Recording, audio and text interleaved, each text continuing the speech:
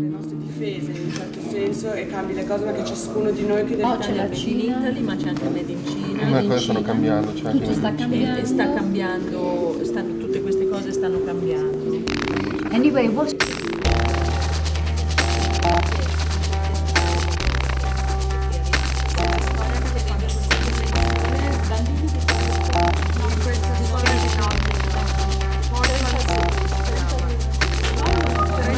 So, but the idea is, people who have to fight in a jungle, it's only that, like it would be in Vietnam or something, and they had enough of it and they stayed in the jungle and they discovered the secrets of the forest. That's why I told them to start thinking about Che Guevara, I don't know, something like that.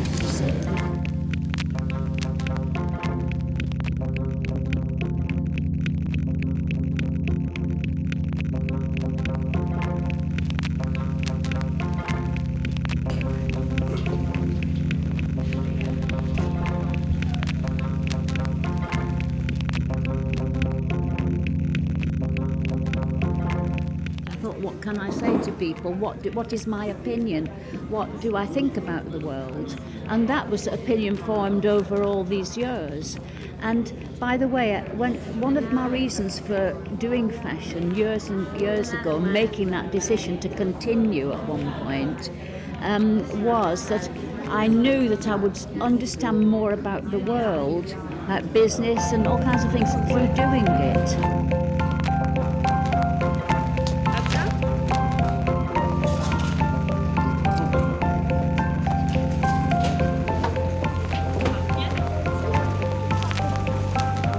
What does blush mean? When your face goes red. Oh, okay. I'm only filming your hands. Okay. They are red as well. It's like a corset. And put the steels on and the petition and all the hooks and bars, and it takes about like 3 or 4 days to do one.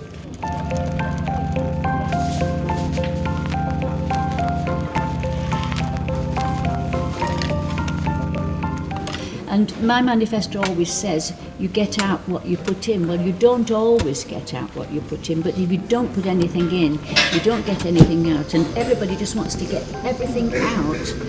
And once you start changing your view of life and trying to understand the world you're in, you will automatically stop using it up in this way. So these are drawings from Vivienne. They come from Vivienne and Andreas after they were thinking what they design, and they give it then to Rita to make the pattern. If you have a look at this small bot dummy, this is what he gets from Vivienne. And Stefan is transferring it then to real life size, which is more difficult than you think because of the whole proportions. It works all different. At the weekend now we have a model coming. So then it depends if Vivienne and Andreas like it. So it might be changed and another toile. Sometimes a garment has up to 5 or 6 toiles until they decide now we like it, and then we do it in the real fabric. She told me a story about how tailors used to sew like this, so maybe I'm a born-again tailor.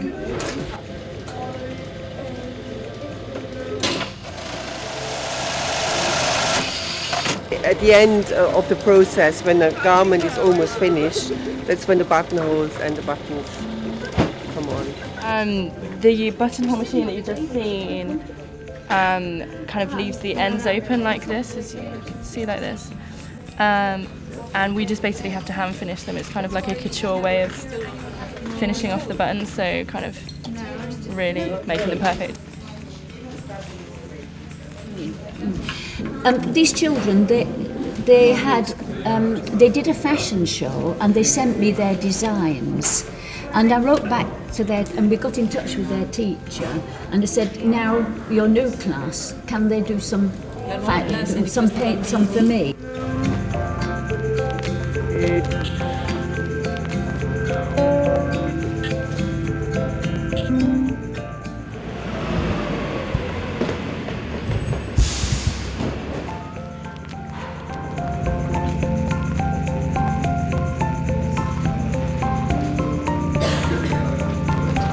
Every every single person can do something, and I really believe that one person can influence a lot, and that if enough people do it, you don't need everybody to do it, but you do need a group of people who really start to change the way they live, and we need a different ethic. It's not just enough to say, you know, we need cleaner air and leave it to the scientists to develop these things. It's ordinary people, it's only that will change. And I believe in public opinion, and this is why I'm telling you this. It's all individually. You know what? I'll style them, and once they're all styled, then I get to we have two plats, and I feel that we should take that, we'll do that. They look in the mirror themselves, and that's their final gesture for the day. This is my hair done. Right. I'll just do it like that now. Right.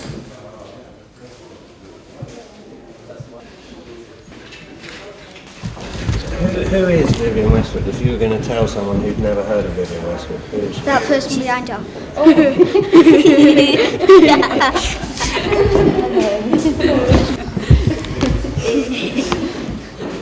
We've already done a bit on Vivienne Westwood. Then we went to her favourite artist, Henry Russo, and we did loads of plants and things. There was just big pieces of velvet, and we just had to paint on them. And there was some stuff made up, but it was only one side of it, so we had to paint on them stuff. We don't know what the green dress is going to be made into, but we know it's going to be made into a big dress. Tell us about the paintings. These? Yeah. I did that one. Good job. Yeah. Tell them about it then. When we were doing this one, which I painted with somebody else, we thought a lot about the lines and the patterns on it. Colours. And the colours. And Patricia told us we have more dots and lines. So we did like rows of dots and lines all around the edges to make it all look nice. What were you thinking of when you were painting? Body painting. Jungles. Stripes. Dots. And more dots. He's a dotty person. I love dots. So if you see your dots on the catwalk tonight, are you going to give a big clap? Yeah. Are you clapping for your dots? Yeah. As Vivienne, I'm sure, has told us, the children who kind of have designed it or gave us their ideas, and now we are here to interpret what they have done. We are going to change it a bit, of course, according to the girls, and sometimes you can't go as crazy as them, or you have to translate. I think it's the day of these children somehow. I think we're really celebrating somehow what they have done with us or for us, or however you call it. I mean, I think they are the center. It's quite complicated to get the things done, because sometimes we used to send them panels of cloth, but sometimes we would send them a ready-made piece, or sometimes just half-made, you know, like the trousers would have still some seams open, so they could lie it flat and go over it, and you just have to all plan it through. It's like, yeah, it's mad, you get to be mad. So anyway, but working with him, it is...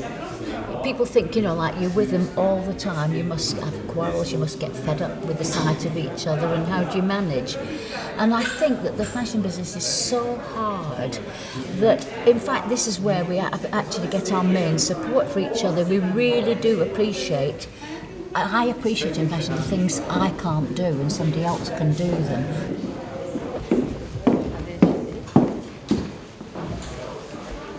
What makes me happy most is reading, so and that is how I spend my time.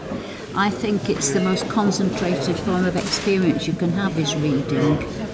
Of course I like to look at paintings and things that are visual as well, but I'm a very literary person, and my ideas come from, not mostly, it's usually non-fiction that I read, but when you're reading, you're in touch with the best brains. They've concentrated what they want to say. Like it took me ages to write my manifesto. People take ages, they concentrate what they really have to say, and in a book, that's what it's about, and you get so much out of it. You know, when I'm reading, I'm thinking, that's what I'm doing. You're forming your own opinions. Anyway. Are there certain authors that you love? Well, the most important author in English in the 20th century was Aldous Huxley, and I guess George Orwell as well. But Brave New World is an incredible book to read. But I mean, Marcel Proust, nobody that I know. Yes, I've got a friend who more or less owns him. She does nothing but read Proust. She happens to be French. I've only read half of it once because you need time to read it. But it's the most wonderful book.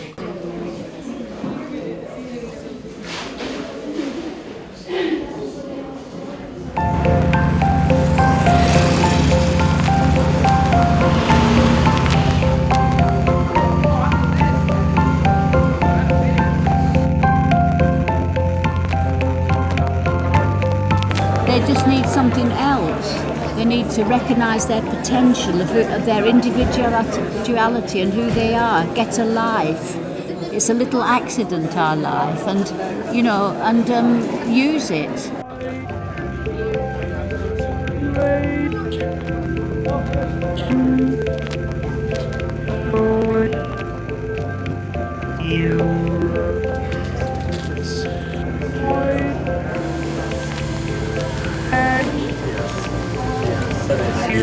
We're going to have some cornrows. We're going to have like little chopped tops and chopped bangs. We're inspired by Amazon. And the idea, I don't know if you read the story, is the soldiers that went into the jungle stayed in with the tribal people and sort of incorporated themselves within the tribes. So that's my inspiration.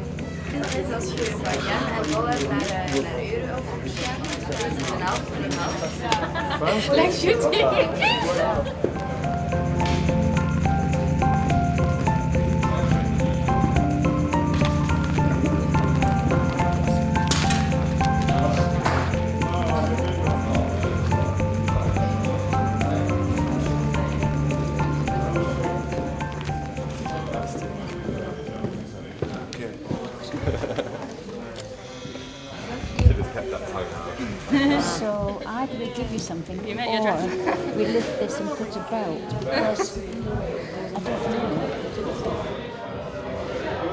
I mean, higher it is, easier it is to walk in them. They're very funny, these pants. I've put a pair.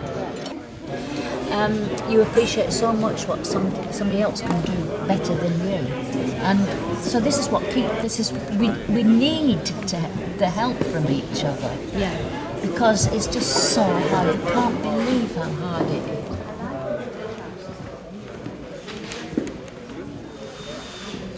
I think I like that. One arm there, and I mean, I think that's quite good. I don't know.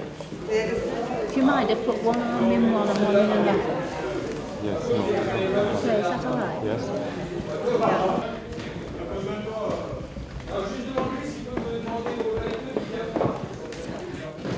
It's incredible. I mean, like, since January, I think I've had so much to do that I think the average time I've gone to bed, weekends as well, is about 2 o'clock in the morning on average, every day. It's been incredible.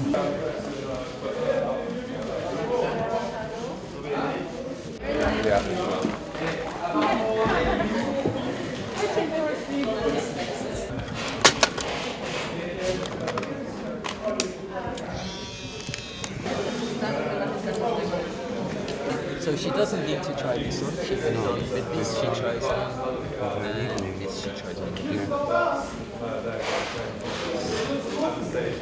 But it's lovely to work with the models and the hair and makeup people and everything, and of course, like the flowers in the decor and the room and everything. It's very, very important. All these things, the clothes. That's my responsibility. But then the problem is to get all the other things right.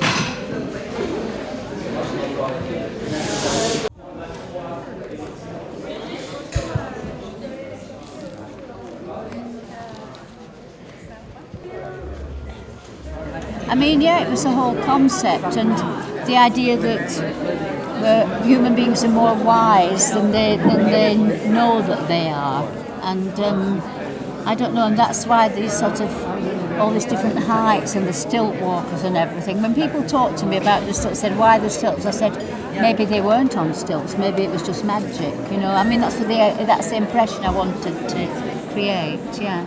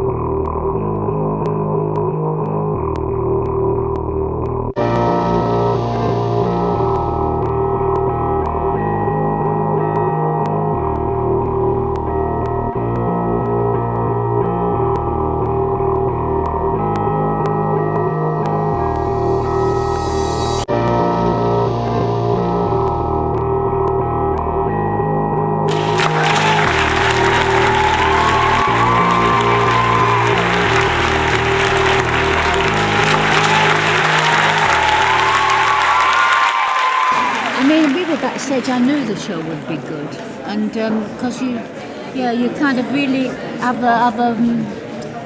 you have it in your head before it happens. How did it go? It went very well. I'm very glad it's over.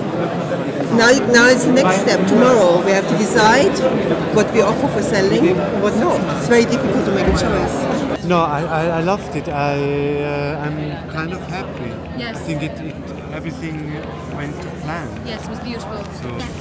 Did you enjoy the show? Yeah. Yeah. Did you see any of your drawings? Yeah. No. The big green silk dress we done. We all did it. I did a lot of stuff. The portrait dress with all the portraits on. I did one of those. We did a cardigan together. And I done the dots. And I did the stripes. I've got two things in my life: fashion, which I really enjoy, and I'm very glad to do it. For years I didn't want to do it. I just did it out of duty, because if I didn't do it, it wouldn't exist, and I thought it was good and I should do it. But the story of my life is, when I finish this pair of trousers, I can read my book. I've got a category called all these other things, which I hardly ever get time to do. But I do make time whenever I can to read. I don't go on holiday, I don't do things, I just read, and I go to museums and I think. And that's what all these other things is about. But my manifesto is about me having tried to communicate these things, because after all that investment in trying to understand how the world could be better, I think it's sane and not arrogant in any way. I think it's wonderful to try to tell people what I think is important, and that's what my manifesto is about, how people can change the world. That's what it's about.